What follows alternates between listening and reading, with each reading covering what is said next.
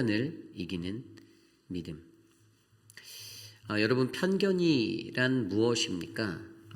편견이라는 것은요, 공정하지 못하고 또 한쪽으로 치우친 생각, 다시 말해 어떤 편향성을 갖게 된 견해에 대해서 우리는 편견이다라고 말합니다. 우리가 살아가는 세상에는 수많은 편견이 넘쳐나고 있습니다. 저에게 어린 시절에 그 군인에 대한 편견이 있었어요.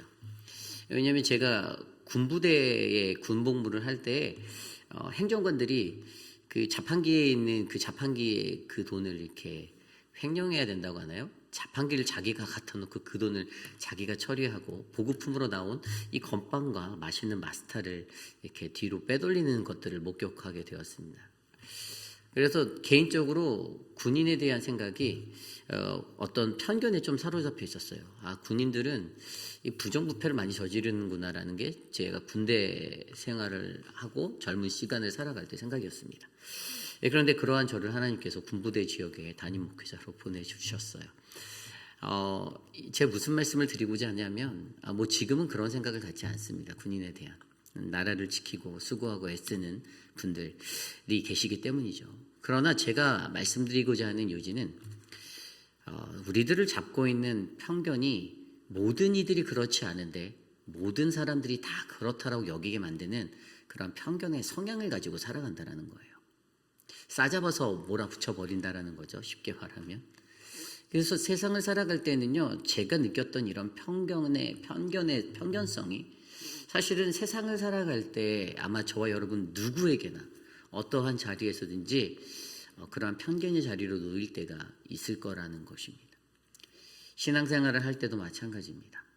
그 사람은 이럴 거야, 이 사람은 이럴 거야라는 단정 지어버리는, 내가 이미 경험하기도 전에 누군가로부터 듣게 된 그러한 이야기들을 통해 그냥 그 사람을 그럴 거야라는 아주 나쁜 모습의 사람으로 만들어버리고 그렇게 편견을 갖게 만들어버리는 그런 편견들. 저는 신앙생활을 하는 것에 있어서 여러분, 우리가 가지고 있는 이 편견의 모습이 얼마나 위험한 것인지를 저와 여러분들이 조심스레 생각해 보기를 원합니다. 그래서 오늘 말씀 누가복음 19장 1절에서 10절 말씀, 우리가 잘 아는 삭개오의 말씀이 바로 그 편견에 관한, 그 편견으로 말미암아 사람들의 따가운 시선, 너는 죄인이야. 세리라는 사람들을 유대인들이 죄인이라고 아예 지정해 놓고 그들의 수식어가 되어버렸던, 세리는 죄인이야라는, 그래서 하나님을 만나기에 너무나도 어려웠던, 하나님을 만나기에 방해가 너무 많았던 그러한 인생. 그 인생들을 우리가 들여다보며 우리가 어떻게 해야 우리가 갖고 있는 그 편견을 이기고 올바르고 건강한 믿음의 신앙인으로 이 땅을 살아갈 수 있을까? 그래서 오늘 말씀의 제목이 편견을 이기는 믿음이라는 말씀의 제목으로 하나님의 말씀을 나눠보려 합니다. 여러분, 유대인들이요. 저는 유대인 하면 생각나는 게, 유대인 하면 여러분들 무엇이 생각나죠? 유대인들은 경제적인 어떤 능력에 굉장히 탁월함이 있는 사람들입니다. 우리가 잘 알고 있는 월가에만 가도 대부분의 사람들이 가장 헤드를 감당하는 사람들은 다 유대인들이에요. 유대인들이 돈 계산에 빠를 수밖에 없었던 이유가 있죠. 그들은 오늘 말씀의 배경에 이 초대 시간에도 고리대금업이다라는 일을 감당했던 유대인의 모습이 있지만 15세기 중세를 바라보면 이탈리아나 프랑스 같은 유럽권에서도 대부분의 많은 사람들의 유대인들은 고리대금업을 할 수밖에 없었습니다. 이런 수식어가 있었어요. 그들은 고리대금업 외에는 다른 것을 할 수가 없었다라는 수식어가 있습니다. 왜 유대인이 그렇게 되었을까요? 유대인들의 삶 가운데서는요, 유대인, 폴 존슨이 쓴 유대인의 역사라는 책을 보면 이 유대인에 대해서 어떤 이야기를 말하냐면, 기독교인들은 성경을 바탕으로 이자를 죄악시 여겼습니다. 1179년에 이자를 받는 이들을 교회에서 파문시켰고요. 그리고 기독교의 세계의 법은 실제로 기독교인과 유대인을 차별하는 그러한 모습으로 드러나게 되었습니다. 그래서 유대인은 대금업 말고는 할 수 있는 게 없었습니다. 그 책에 그렇게 기록이 되어져 있었거든요. 이 유대인의 역사들을 들여다보니 유대인이 가졌던 그들의 삶의 역사 속에서 그들이 할 수 있는 것은 어쩔 수 없이 고리대금업을 할 수밖에 없었다라는 거예요. 그 고리대금업 외에는 그 어떤 직업도 가질 수 없었다. 왠가 하고 들여다보니 유대인은 노예 소유가 금지되어 있었기 때문에 어떤 농업 집약적인 일들을 할 수가 없었어요. 그들은 하나님의 법을 지키는 사람들로 살아갔기 때문에 노예를 두면 안 된다라는 생각이 있었기 때문에 노예를 두고 농업을 크게 져야 되는데 그것들을 할 수 있는 형편이 안 됐기 때문에 그 일을 할 수 없었던 거예요. 두 번째는 구약 성경의 신명기 26장에 유대인에게는 이자를 받을 수 없다라는 그 논리, 그러나 이방인에게는 허용되었던 그러한 논리로 말미암아 그들은 이런 어떠한 유대인들 자신의 동족들에게 돈놀이를 하는 것은 서로 유대인들 안에서 저 사람은 정말 나쁜 사람이야 라고 표시될 수밖에 없는 모습이었는데, 결국에 그들이 할 수 있었던 것은요, 지금 그냥 우리가 들었던 이 이야기처럼 그들의 일상 속에서 그냥 그 땅에서는 자기들이 다른 것을 하고 살 수 있는 능력이 안 됐고 오직 이런 고리대금업을 할 수 있는 그러한 처지로밖에 갈 수 없었다라는 것이죠. 그래서 여러분 섹스피어의 희곡에 보면 베니스의 상인의 거기에 봐도요, 돈을 빌리고 못 갚는 사람의 그 살을 1파운드를 내가 잘라내겠다라고 말하는 악독업자로 악독 고리대금업자인 그 샤일록이라는 사람, 이 사람이 유대인이에요. 그러니까 세상에서 유대인들에게는 고리대금업이라는 수식어가 늘 붙어 다녔고 그들은 늘 돈놀이하는 사람. 그래서 사실 오늘날 이 시대를 살아가는 우리들의 삶에 그 아까 말씀드린 대로 월가 같은 데를 보아도 이 경제적으로 능통한 사람은, 밝은 사람은 유대인이었다라는 것이죠. 그들에게는 이러한 어떤 편견적인 모습들이 늘 깔려 있었습니다. 오늘 말씀의 배경인 이 삭개오 시대, 여러분 삭개오의 이때에 삭개오가 받았던 그러한 편견은 무엇입니까? 고리대금업자라는 것이었어요. 돈놀이 한다라는 것이었어요. 아까 말씀드린 대로 신명기 26장 말씀에 분명히 유대인들에게는, 동족에게는 그렇게 하지 말라라고 말씀하셨는데 그걸 어기고 너는 지금 유대인들에게 그러고 있었다라는 거예요. 왜 그랬을까요? 그 당시 배경은 로마죠. 로마라는 나라가 인지세나 사람의 인두세나 그리고 토지세 같은 것들을 걷는데 이것들을 할 때 그 일을 하는 것에 있어서 유대인들을 대상으로 한 사람들에게 하청을 줬어요. 왜냐하면 유대인들에게는 로마에 대한 반감이 있었습니다. 내가 저 나라를 왜 세금을 내야 되는데, 내가 왜 저 나라를 왜 도와야 되는데, 난 로마가 싫어라는 것들이 유대인들의 대부분의 마음이었는데 그들에게 이 세금을 걷고자 하려다 보니까 어떻게 해야 되냐면 로마인들에게 반감이 많다 보니 차라리 동족인 유대인을, 로마가 머리를 쓴 것은 동족인 유대인을 하여해서 그들로 하여금 돈을 걷게 만들자, 이렇게 했던 것이었어요. 그리고 그러한 하청을 받은 사람이 바로 이 삭개오였습니다. 삭개오 같은 사람들이 있었던 거예요. 세금을 걷는 세리로서의 역할을 하는 사람들. 그런데 그 사람들은 동족들에게 늘 어떤 선입견에 쌓여 있었죠? 죄인이다, 나쁜 놈이다, 정말로 하나님 말씀대로 살지 않는 아주 나쁜 사람이다라는 편견이 깔려 있었습니다. 그러한 편견으로 말미암아 그러한 인생이 살게 되었던 인생이에요. 그렇다면 오늘 그러한 인생을 통해서 그 편견 속에 놓여있던 삭개오가 이것을 어떻게 극복하는가, 편견을 어떻게 이기는가. 오늘 첫 번째 말씀은요, 바로 우리가 편견은 이기는 믿음을 갖기 위해서 우리는 우리 안에 있는 자기의 한계성을 극복해야 한다라는 것입니다. 우리는 우리 안에 있는 자기의 한계성을 극복해야 된다. 이게 오늘 말씀 1절, 2절, 3절, 4절 말씀이에요. 예수께서 여리고로 들어가 지나가시더라. 삭개오라 이름하는 자가 있으니 세리장이요 또한 부자라. 그가 예수께서 어떠한 사람인가 하여 보고자 하되 키가 작고 사람이 많아 할 수 없어 앞으로 달려가서 보기 위하여 돌무화과 나무 위에 올라가니 이는 예수께서 그리로 지나가시게 되미로라. 아멘. 여러분, 우리가 너무나도 잘 알고 있는 이 말씀에서 삭개오라는 한 사람을 등장시키고 그에 대한 힌트를 주는데 그 세 가지를 주죠. 첫 번째는 세리장, 두 번째는 부자, 세 번째는 키가 작다. 바로 2절과 3절에 나와 있는 구절로 삭개오가 어떠한 사람인지에 대해서 보여주고 있습니다. 세리장이라는 것은 세리 중에서 우두머리가 되는 사람이었다라는 거예요. 돈 걷는 그 하청업체의 보스가 되는 거였죠. 사람들한테 고리대금업자라는 그것으로 말미암아 죄인이라는 수식어가, 그것도 우두머리로서의, 두목으로서의 수식어가 강하게 붙어 있었던 그러한 사람입니다. 돈을 빌려갈 때는 천사로서 느껴질 수 있겠지만 돈을 되갚아야 하는 그 당시에는 악마로서 불리게 되는 아주 그러한 이미지의 모습의 사람이었겠죠. 그런데 그가 부자라고 합니다. 그가 부자예요. 그 당시 로마는요, 이 사람들에게 이 세를 거둘 때 어떻게 했냐면 이 세리장이 자기가 갖고 있는 돈으로 먼저 납부를 로마에다 하고, 그리고 이제 사람들에게 유대인들에게 그것들을 걷어서 이제 자기의 소유로 만들어 버리는데, 그렇게 하는 그 행정 때문에 그들은 부자가 될 수밖에 없었어요. 속여서. 그래서 동족들의 것들을 더 끌어내서 아주 악랄할 수밖에 없었겠죠. 가진 수단과 모든 방법들을 동원해서 자신의 동족들의 유대인의 것들을 끌어냈을 거라는 거예요. 그리고 그들은 그것으로 말미암아 자신의 부를 축적해서 부자가 되었습니다. 결국에 사람들에게 미움을 받을 수 없는 모든 환경이 완벽하게 만들어져 있었어요. 세 번째 삭개오의 특징은 키가 작다였어요. 키가 저같이 작았나 봐요. 키가 작으면 인생 살 때 불편한 게 많아요. 이따가 말씀드리겠지만 그것으로 말미암아 그가 예수님을 만나기에 너무나도 어려운 상황이 되었던 요건을 갖게 되었습니다.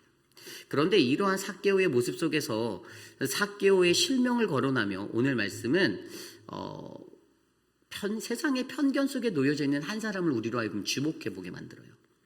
삭개오가 받은 그 편견으로 말미암아 그가 예수를 만나기에 너무나도 어려웠는데 거기에는 외적인 요소와 내적 요소 두 가지가 존재합니다. 첫 번째 외적 요소는 무엇입니까? 외적 요소는 이미 그 자리를 메우고 있었던 사람들이었어요. 그 사람들은 삭개오보다 키가 컸습니다. 삭개오가 예수님을 만나기에, 예수님을 보기에 방해가 되었어요. 잘 안 보이는 거예요. 예수님을 만나기 어렵게 만들었어요. 누가요? 삭개오 앞에 서 있던 그 사람들이요. 그 사람들이 누굴까요? 오늘날로 따지면 교회 공동체에 이미 기존 교회에 들어와 있던 기존의 신자들을 말하는 겁니다. 새로운 새 가족이 들어왔는데 기존의 사람들의 그 등살에 밀려서 예수님을 만나기 어렵게 되는 상황에 대해서 설명하는 거예요. 이게 바로 외적 요인이에요. 그가 가졌던 내적 요인은 무엇입니까? 조금 전에 말씀을 살펴봤던 키가 작다라는 거예요. 스스로가 키가 작다는 것은 외형적인 모습이지만 이것을 영적으로 분별해보면 이 삭개오의 믿음이 그렇게 탁월하고 뛰어나고 영적인 어떤 분별력이 넘쳐나고 어떤 영적 그러한 충만함이 있는 게 아니라 무언가 영적 결핍함을 가지고 있어서 그가 예수님을 보기에 어려웠다라는 것으로 우리가 이해해야 되는 것이에요. 오늘 삭개오의 삶에는요, 자신이 예수님을 만날 수 없게 만드는 장벽 두 가지를 갖고 있었습니다. 이미 자신 앞에 세워져 서 있었던 미리 모여 있었던 이렇게 있었던 군중들, 예수님을 만나러 찾아온 사람의 그 무리들, 그리고 자기 자신의 스스로가 갖고 있었던 영적 결핍의 모습, 내가 키가 작다라는 나의 믿음이 작은 나의 연약함들, 이 두 가지가 예수 그리스도를 만나기를 어렵게 만드는 그런 요소로 그의 삶 가운데 작용하고 있었던 것이죠. 그런데 어떻습니까? 오늘 말씀을 드려볼까요? 그에게는요, 예수께서 어떠한 사람인가 보고자 하는 3절에 그 열망이 있었어요. 갈망이 있었습니다. 저는 이것을 간절함이라고 말합니다. 그가 간절함이 있었더니 그가 자신의 키가 작음을 어떻게 극복합니까? 4절, 앞으로 달려가서 보기 위하여 돌무화과 나무에 올라가니. 아멘. 우리가 잘 알고 있는 뽕나무에 올라갔다는 거예요. 이 당시에 뽕나무는 두 가지 뽕나무가 있었어요. 한 가지 뽕나무는 뭐냐면 헬라어로 시카미노스라는 일반 뽕나무예요. 그런데 오늘 말씀의 뽕나무는요, 쉬코모레아라는 뽕나무입니다. 이게 쉬케라는 단어가 무화과고요. 이게 모레아라는 그 뽕나무가 합쳐져서 쉬케모레아가 됐는데, 이것은 무화과 열매를 맺지만 그 가지 나무는 그 나무의 잎사귀는 뽕나무의 것을 갖고 있는 그러한 뽕나무인 거예요. 그러니까 누가복음 17장에 나왔던 뽕나무하고는 다른 뽕나무입니다. 오늘 여기 이곳에 있었던 뽕나무는 무화과 열매를 맺는 그 뽕나무가 세워져 있었는데, 오늘 이 삭개오라는 사람이 자신을 애워싼 그 수많은 편견의 외적인 그 방해 장애들을 이겨내고 올라가는 것이, 극복하는 그것이 바로 이 뽕나무를 타고 올라간 거예요.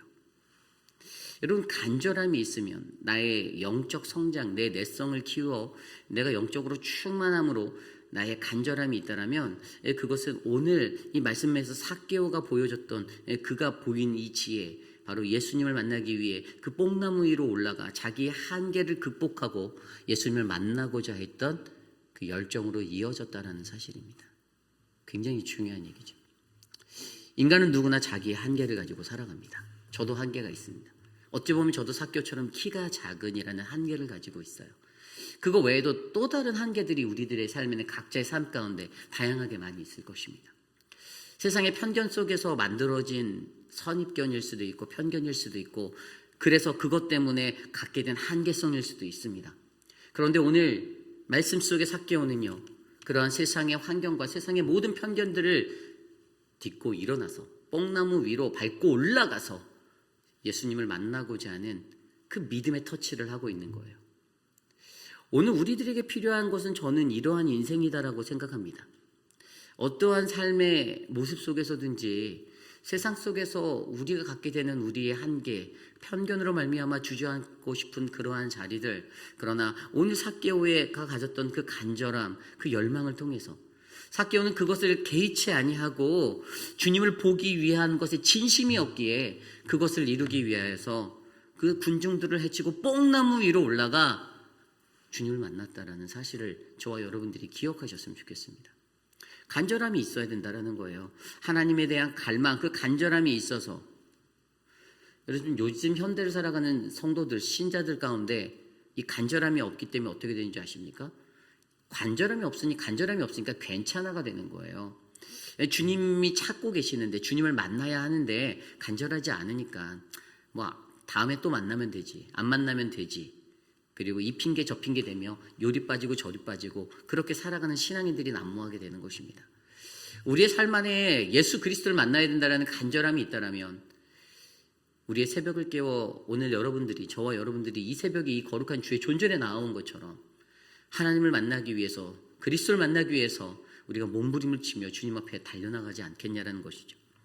앞으로 달려가서라고 쓰여졌던 오늘 말씀의 그 단어 4절에 나온 앞으로 달려가서, 여러분, 앞으로 달려간다라는 이것의 의미가요, 이것이 정말로 우리에게 어떠한 마음을 주냐면 내가 어떤 의지적인 결심을 하는 거예요. 의지적인 결심.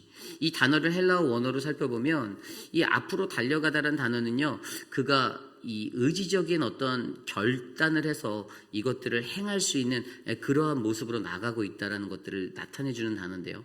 결국에 이러한 것을 통해서 오늘 삭개오는 자신이 가지고 있는 삶의 한계, 나의 내적 한계, 또 외적인 장애물들을 다 이겨내고 극복하고 예수님을 만나는 은혜를 누리게 되었다는 사실에 저와 여러분들이 집중하며 나아가기를 소망합니다.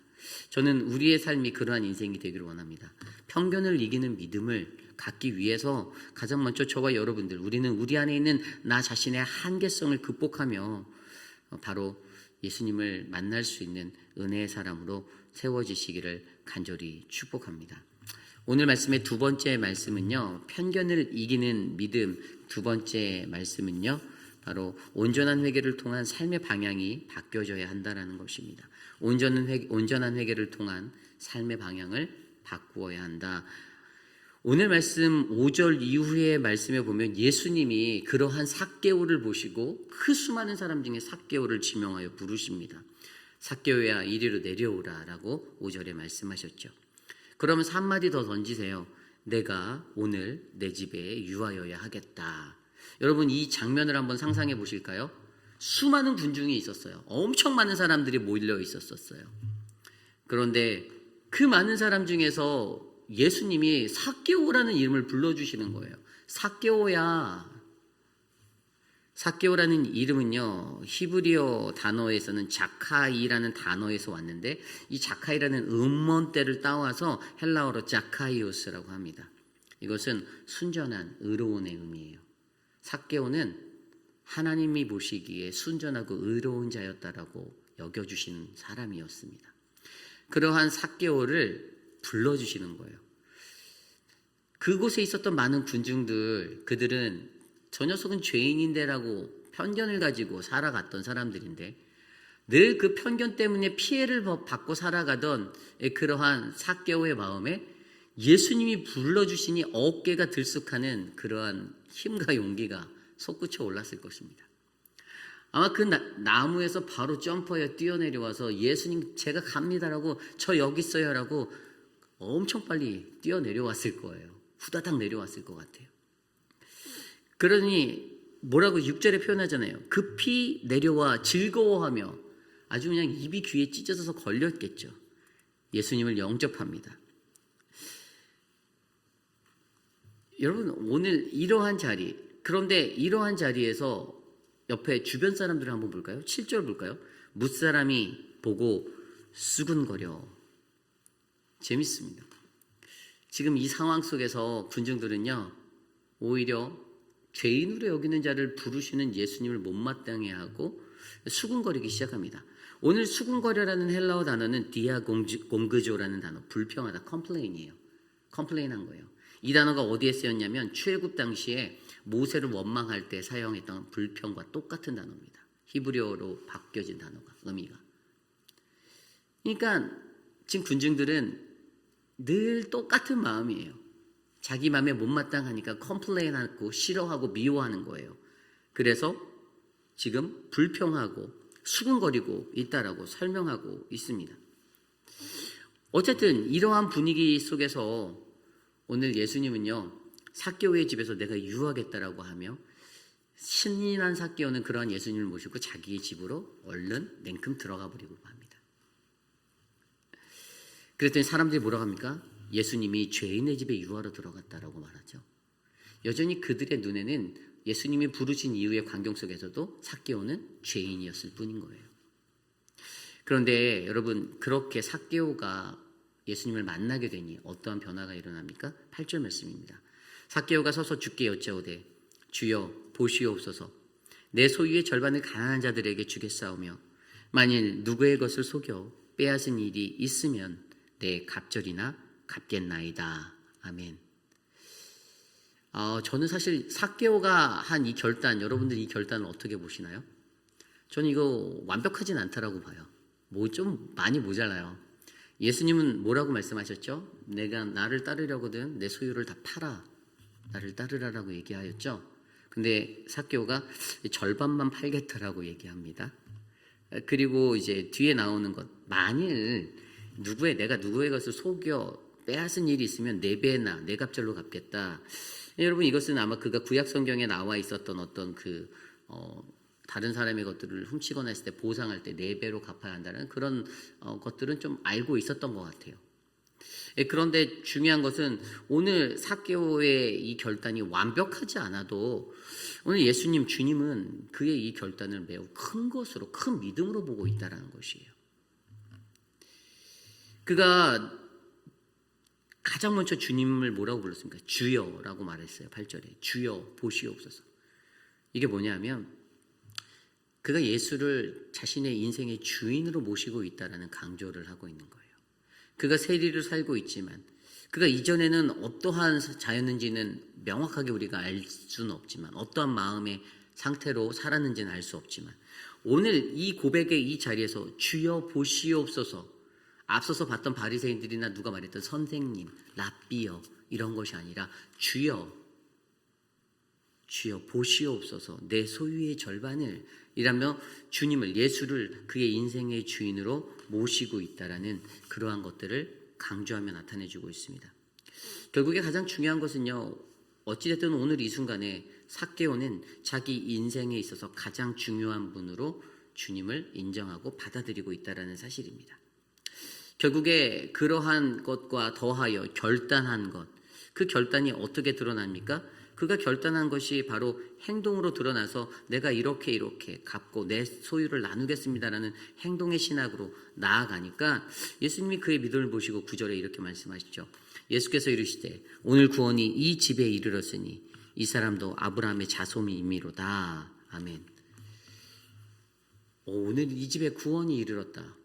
너무나도 가장 최고의 축복을 주시는데 그 뒤에 이 사람도 아브라함의 자손이미로다. 이게 무슨 말이냐면 여태까지 사람들의 선입견으로 말미암아 배타적이고 온전한 대우를 받지 못했던 이 어그러진 형제의 삶을 내가 회복시켜서 다시 우리 공동체의 일원으로 주를 믿는 믿음의 구원의 가정으로 내가 인정하고 받아들이겠다라고 예수님이 선포해 주시는 회복이 일어난다라는 거예요.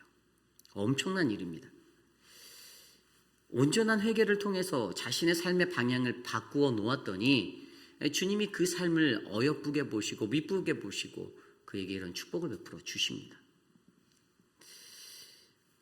그리고 10절에 뭐라고 말합니까? 10절에 인자가 온 것은 잃어버린 자를 찾아 구원하려 함이니라. 아멘. 결국에 오늘 이 시대에 우리의 공동체가 가져야 하는 목적을 바라보게 만듭니다. 우리의 목적은 무엇이죠? 잃어버린 영혼을 주께로 다시 인도하는 것입니다. 잃어버린 영혼들을. 그러나 전에도 말씀드렸듯이 잃어버린 영혼에게 반드시 동반되어져야 하는 것이 있죠? 기억나십니까? 회개라는 것이에요. 회개하지 않은 자는 그 대상이 될 수 없습니다. 하나님께서 분명히 우리에게 말씀으로 계속 누가복음 말씀에서 말씀하시는 것은 돌아온 탕자도 그랬고요. 회개예요. 회개하고 돌아온 자, 그들을 천하보다 귀한 영혼으로서 하나님이 기뻐 받아주신다는 영혼의 원리. 그래서 온전한 회개를 통한 그 삶이 바뀐 사람, 하나님은 그 잃어버린 한 영혼을 간절히 찾고 계시다는 사실을 우리에게 보여주고 있습니다. 오늘 삭개오는요, 예수 그리스도를 자신의 주인으로 모시는 그 방향의 전환과 결단을 통해서 하나님 앞에 나아가 그 온전한 회개를 통해 자신의 삶의 방향이 바뀌고 오늘 그의 집에 구원이 이르는 은혜를 얻게 되었습니다. 편견을 이기게 되었습니다. 유대인들이 가졌던 저 사람은 죄인인데, 저 사람은 구원받지 못할 자인데라는 모든 편견을 깨고 가장 먼저 구원이라는 마지막 홈 베이스에 도착하게 되었어요.